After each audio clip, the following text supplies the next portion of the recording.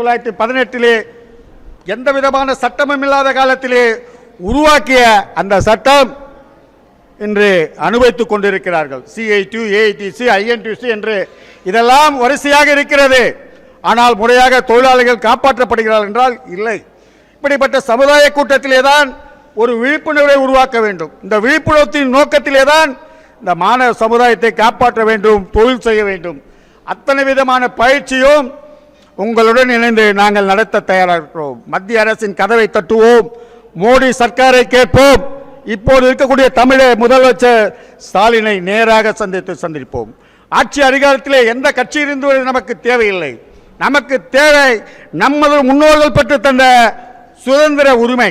மாணவர்கள் செல்வங்கத்துக்காக அன்று பாடுபட்டவர் தான் தெரிவிக்க. சீர்திருத்தம் என்ற நூலிலே இருக்கிறது, பூம்புகார் பதிப்பகத்திலே வருகிறது, வாங்கி படிக்க வேண்டும். பெண்ணின் பெருமை என்ற நூல் இருக்கிறது.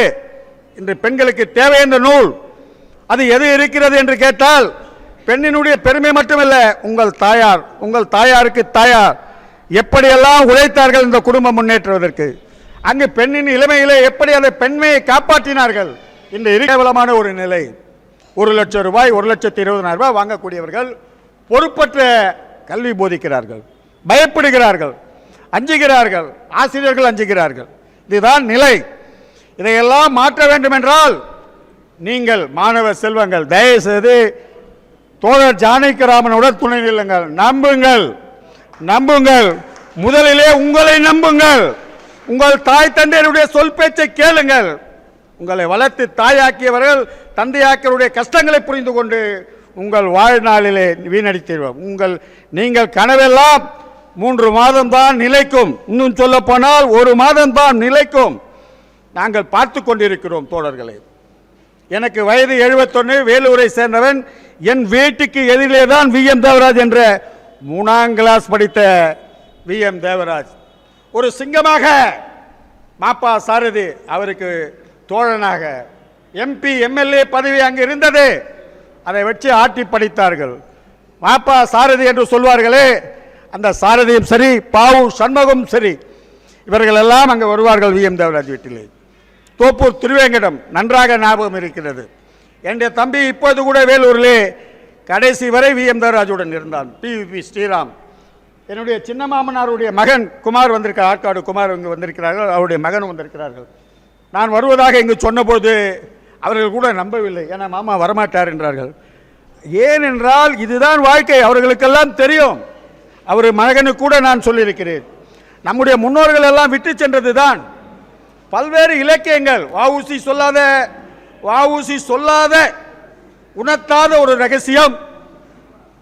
அன்று தொழிலாளர்களுக்காக மட்டுமல்ல, இந்த நாடு விடுதலைக்காக மட்டுமல்ல, நம்முடைய சமுதாயத்தினுடைய சின்னமாக இன்று எல்லாம் வஉசியை இந்த பேப்பரிலே போடுவார்கள், பிட் நோட்டீஸிலே போடுவார்கள். அவங்க சொல்லிய கருத்துக்கள், திருவிக்கா சொல்லிய கருத்துக்கள், நூலை வாங்கி படிக்க வேண்டும். அடுத்த முறை ஜானகிராமத்தில் இந்த நூட்கள் கட்டாயம் உங்கள் கரத்திலே வர வேண்டும் என்றால் 60 ரூபாய், 120 ரூபாய். வாழ்க்கை குறிப்பு திருவிக்காக 300 சில்லறை ரூபாய், 400 சில்லறை ரூபாய். அதிலே 100 பக்கம் தொழிலாளர் வர்க்கத்திற்காக எழுதியிருக்கிறார்கள். நேற்று கூட அந்த சங்கத்தை MLU சங்கத்தை NLU என்று ஒரு பெயர் மாற்றி அவருடன் பேசி சமரசம் செய்து அதை உருவாக்கி விட்டோம். நாங்கள் உருவாக்கி இருக்கிறோம் என்பதை கொஞ்சம் கை தட்டலாமே. நீங்கள்லாம் 10 வருஷம் போராடி இரவு பகலாக அலைந்து அந்த தொழிலாளர்கள் அன்று நாட்டிலே நம்முடைய இப்படிப்பட்ட ஒரு தரமான ஒரு கைத்தறி துணியை அது சாதாரண ஒரு வெத்திப்பட்டியிலே மடித்து உள்ளே வைத்து விடலாம். அப்படியேப்பட்ட ஒரு நூலை உருவாக்கி அந்த பஞ்சை அங்கே போட்டால் இங்கே அந்த நூல் இது கொடுக்கக்கூடிய GST மத்திய மாநில அரசு நம்மை கேட்கலாம், கல்வி உரிமை கேட்கலாம், வேலை வாய்ப்பை கேட்கலாம், சட்ட ரீதியாக கேட்கலாம். தோழர்களை முடியுமா? முடியும்.